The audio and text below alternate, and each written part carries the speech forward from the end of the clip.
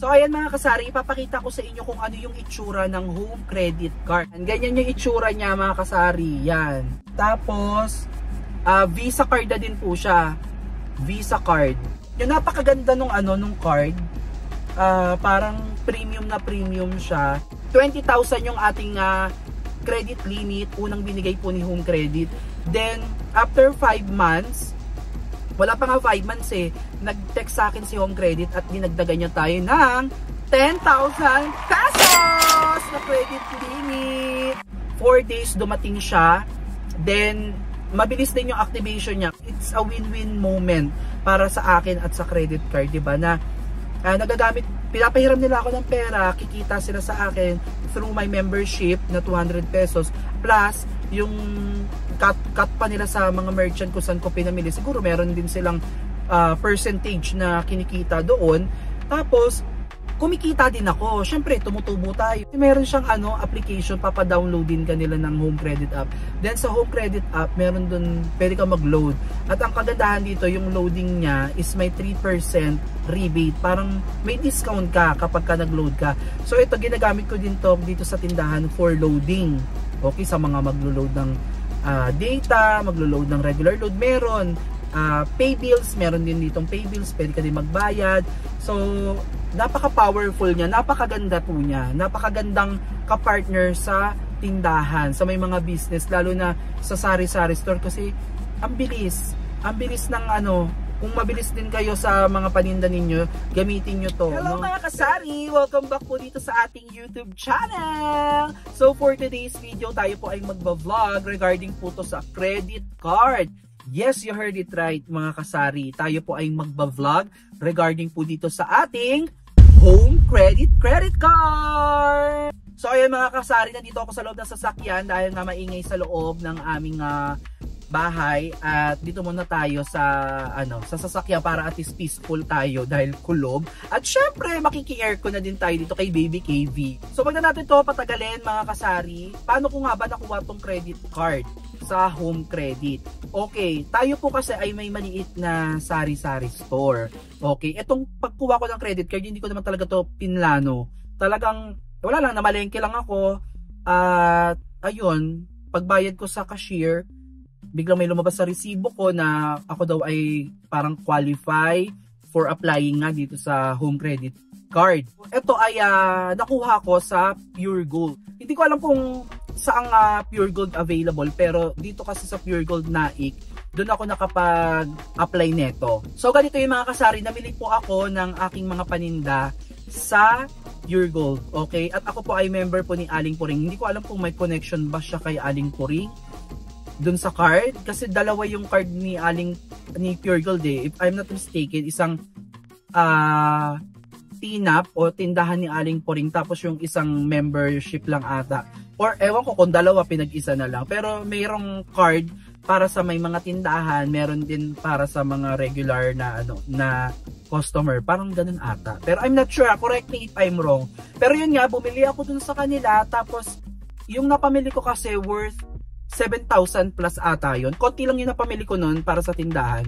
Kasi pahabo lang yun. Every other day naman kasi tayo namimili ng mga paninda, kaya hindi ganun kadami yung nabibili natin. So, paglabas ng resibo, namili ako, then nagbayad, then lumabas yung resibo, sabi sa akin ng cashier ay qualified daw ako for applying this card. Okay, dito sa Home Credit. Then, sabi ko naman, parang hindi ko naman kailangan ng credit card na ito, sabi ko ng ganun. Kasi sabi ko may credit card naman tayo, dalawa yung hawak ko major credit card na ginagamit ko naman for personal use. Then yung isang credit card ko naman, yun yung ginagamit ko for investment or for business na pwede nating gamitin. Tapos yun nga, qualify daw tayo for applying dito sa Home Credit card. Then proceed ako dun sa parang agent, kasi bago ka lumabas ng pintuan, parang merong booth ang Home Credit doon. Then may agent doon na pinakita ko lang yung resibo ko. Then yung pagpapakita ko ng resibo, binerify niya, sinabi niya sa akin kung may dala daw ba akong valid ID. Then pinakita ko yung valid ID ko. If I'm not mistaken, ang dala-dala kong ID ay passport. So binigay ko yung passport ko. Then pinicturean ako. Siya na nga nag-fill out ng parang gamit niya lang yung tablet. Tapos ang bilis niya. Kinuha niya, pinicturean niya yung ko. Then Ilang minutes lang, ang bilis lang, wala pa sigurong 5 minutes o 10 minutes. Na-approve daw ako. Wala na akong nagawa, 'di ba? Sabi ko naman, na-approve ako. Parang nagtaka pa ako. Tapos parang, syempre parang normal lang kasi may credit card nga naman na nga tayo. So, alam mo naman ang credit card, 'di ba, may annual fee yan. Pero mamaya itatopic din natin yan. So, yung binigay na sa akin ni agent, yung pipirmahan ko para nga i-deliver na daw yung card ko. Yung pag-deliver ng card, parang na-receive ko siya within 4 days or 5 days. Napakabilis. Kasi pagka Manila daw, parang 3 to 5 days ata yun. So, hindi ako sure kung applicable to sa lahat o talagang ganito talaga. Pero dito sa Cavite, dito sa Naik, nakuha ko kaagad siya 4 to 5 days lang na sinabi sa akin nag-apply. The good thing is, napakalaki po ng credit limit na ibinibigay ng Home Credit. Yes! Grabe! Sa mga first timer, hindi ko lang alam kung ako lang ang naka-experience. Pero based on my experience, ang laki ng credit limit niya, no, na ibinibigay sa mga first timer. So, ang unang credit limit ko is 20,000 pesos. Yun kagad yung initial na binigay sa atin, no. Tapos inisip ko na lang, sabi ko, why not gamitin ko tong credit card na to for my sari-sari store, no? Parang gamitin ko na lang siya para at least yung personal use ko na credit card hindi na isasama yung sa pangtindahan. So, ang ginawa ko mga kasari, tinanggap ko na lang, 'di ba? Sabi ko, hintayin ko na lang yung card na yon para at least ayun na nga lang gagamitin ko sa Pure Gold. The next time na bibili ako sa Pure Gold or any establishment na tumatanggap po ng credit card, yun na lang yung gagamitin ko. Dapat itong card na to, itong credit card na to ay gagamitin ko lang exclusive para sa aking sari-sari store. Okay, so eto na nga.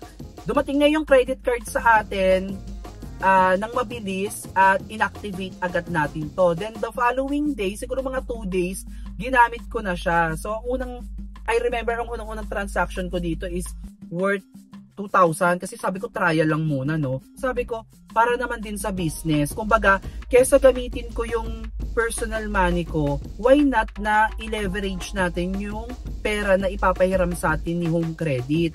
Kumbaga, bibili lang kasi nasa sa atin naman yung disiplina, mga kasari, 'di ba? Kung magkano yung ibibili natin, magkano yung gagastusin natin using our credit card.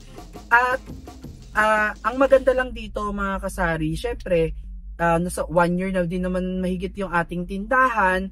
So, alam ko na din kung ano yung mga inventory o yung mga fast moving items ko na pwede kong bilhin gamit yung credit card para at least hindi tulog. Okay, hindi tulog yung ating pera, yung puhunan. Kumbaga, bago dumating yung due date, kayang-kaya nating bayaran. So, ayun yung yun yung naging natin, and the rest is history. So, ayan mga kasari, ipapakita ko sa inyo kung ano yung itsura ng Home Credit Card. So, tatakpan ko lang yung mga personal details ko, ha, pero ito yung itsura niya. So, tcharan! Ito na siya, ganito yung itsura niya. Home Credit, tapos may nakalagay Smile Reward. Ayan, Home Credit. Ayan mo po. Ayan, Home Credit siya. Tapos, Visa card na din po siya. Visa card. Ayan, Visa card. So, ayan siya. Then, yung likod niya, ito na yung likod niya. Ayan, may logo din siya. So, ito po yung matatanggap nyo. Napakaganda nung card. Parang premium na premium siya. Ngayon, valid to up until 2027. So, nakuha ko tong credit card na to noong November 18, 2024. So, ngayon, meron na siyang, nasa 5 months na din po siya nasa akin. Okay, so 20,000 yung ating credit limit, unang binigay po ni Home Credit. Then, after 5 months, wala pa nga 5 months nag-text sa akin si Home Credit at dinagdagan niya tayo ng 10,000 pesos na credit limit. So, kasi lagi natin ginagamit frequent kong ginagamit tong credit card na to. Kaya siguro, nakita ni Home Credit na maganda naman din tayo magbayad, hindi tayo nadidelayed. Advance tayo magbayad kay credit card. Okay, at flexible yung payment niya. Okay, kasi parang up to 45 days yung pwede mong isettle yung ating bill. Di ba pagdating ng statement account, may 15 days pa na parang grace period kumbaga. I'm not sure if yun medyo nakalimutan ko din. Pero sa search natin yan, correct me if I'm wrong kung mali ba ako o parang ganoon, kasi pag explain sa akin ng agent parang 45 days pa bago mo pwedeng bayaran or ano. Pero syempre, 'di ba, bayaran mo na kaagad pag dumating yung statement yung statement of account, kung kailan yung due date mo, on or before due date, bayaran mo na siya. Pero ako, parang hindi kasi ako nahahassle, binabayaran ko na siya 3 days bago yung due date mismo niya. Okay, so sa mga magtatanong magkano ang membership, okay, nasagot ko na yung isang tanong kasi nagtanong yung isang followers natin, isang subscriber natin na kailan ko daw nakuha yung credit card na to. Okay, so nakuha natin November 18, 2024. Then dumating yung credit card natin 4 to 5 days ata. Dumating siya, mabilis lang dumating. So bago ko pala ito nakuha, mga kasari, meron ka palang babayarang 200 pesos. Magbabayad ka sa agent, kahit hindi mo pa nakukuha yung card mo, magbabayad ka ng 200 pesos sa mismong agent. I don't know if commission ba nila yon or bayad sa card upon application ato pag successful na, pag na-approve ka na. So one time payment yung 200 pesos na yun dun sa agent. Then yung succeeding month niya, magkakaroon kayo ng 200 para sa membership card. Parang din ba, parang sa mga traditional credit cards, 'di ba merong mga annual fee? Sa kanya kasi parang lumalabas na ang annual fee niya is 2,400. Okay, 2,400 yung annual fee niya itong credit card na to, na parang dinivide lang siya into 12 payment. Kasi parang monthly 200 pesos ang babayaran mo. Okay? So at the top of your bill, okay, kunwari ang bill mo is 2,000 sa loob ng cut-off, kasi may cut-off tong credit card, di ba? So sa loob, pag dumating na yung statement of account mo, for example, 2,000 yung napamili mo, ngayon, ayun yung isa-settle mo, plus 200 for the month of, kunwari, April. For the month of April, babayaran mo yung 200 plus yung utang mo. Okay? Pero, kagaya din ng traditional bank, meron din silang minimum amount due. Kung hindi mo kayang isettle yung 2,000 pesos, meron din silang certain minimum amount due na nandoon na pwede mong bayaran yon. Pero syempre, kapag ganun yung ginawa mo, tutubo talaga yon. So, mahirap yon. Pero kung talagang hindi mo naman kayang bayaran at may emergency or what, pwede mo siyang bayaran mo na ng minimum amount due para hindi ka na mag-penalty ng late payment. Okay, so yung the rest ko, for example, 2,000 ang utang mo, then yung minimum amount due mo is 500. So, may matitirang 1,500. So, yung 1,500 na yun yung tutubuan. Yun yung kukumputin na ni Home Credit para tutubuan niya ng 3% ata yung yung interest charge niya. Correct me if I'm wrong, no? Ganun siya. So ito, based on my experience lang to, mga kasari, hindi ko alam kung ganun din yung naging karanasan ninyo. Pero yun yung usually na parang sa traditional bank din. So 200 pesos. Yun lang yung niya, yung downside niya, kasi parang nakausap ako ng tawag dito. Nag-chat ako dito sa Home Credit. Tapos nagtanong ako kung pwedeng i-waive yung annual fee. Okay, kasi 'di ba sa akin kasi sa credit card ko sa BPI, I frequently use my credit card sa aking mga bills payment, ganyan. Basta every month, imposibleng wala akong transaction sa kanila. So imagine, sa 12 months na yon, kung gaano kalaki yung naibibigay kong kita dito sa sa credit card ko na to through merchant. Syempre posible namang walang cut yung merchant, 'di ba? At saka yung BPI, for example, 'di ba? So, pag nagre-request ako ng ipapa-waive ko yung annual fee ko, talagang ginagrant nila, kasi nga sinasabi ko na lagi kong ginagamit yung credit card, baka naman po pwede na i-waive na lang natin yung credit card ko. Kasi yung credit card ko, mga kasari, ay 5,500 yung annual nun. Medyo malaki. Yun ay Visa Signature naman. Next time papakita ko sa inyo yun, yung aking credit card. Pero dito nga tayo, since topic natin is home credit, so focus tayo dito. Dito kasi wala. Sinabi sa akin na wala daw silang ganon. Hindi daw na-waive.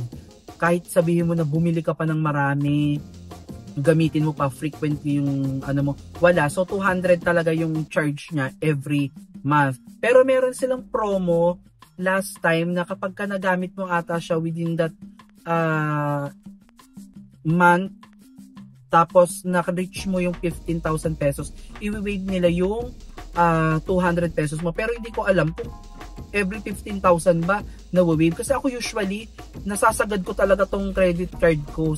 As in, parang na-max out ko siya na gamitin, which is pangit siya sa credit score. Pero yung credit score naman, wala naman sa akin yun. Ang akin kasi parang kaya ko siyang bayaran. Kumbaga kayang bayaran ng, hindi sa nagyayabang ha, kaya siyang bayaran ng sari-sari store ko.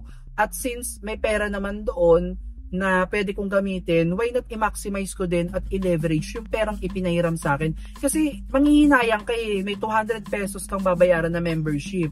So kailangan, kung ano yung pwede mong ibenta na pwede kang tumubo na hindi mo naman gamit yung pera mo. Kumbaga, it's a win-win moment para sa akin at sa credit card, diba? Na nagagamit, pinapahiram nila ako ng pera, kikita sila sa akin through my membership na 200 pesos plus yung cut pa nila sa mga merchant kung saan ko pinamili. Siguro meron din silang percentage na kinikita doon. Tapos kumikita din ako. Syempre, tumutubo tayo. Eh, alam nyo naman ang markup natin dito sa sari-sari store ay minimum of 10%. Diba? Maximum natin is 20 to 25%. Pero usually, kinukuha ko lang sa aking sari-sari store income sa loob ng isang araw is 15%. Pinaka-safe na po yun.